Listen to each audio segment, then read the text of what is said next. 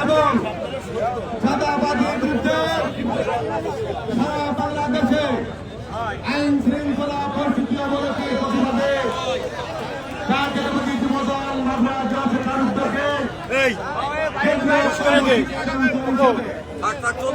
আজকে মাগুরাতে জাতীয়তাবাদী যুবদল শেষ পর্যন্ত আয়োজন করেছে। এই মিছিলে আরে ব্যানারটা সারের তো সরান না ভাই, একটু রাউন্ড অন ভাই, একটু রাউন্ড এই ছেলে বলে সরে যা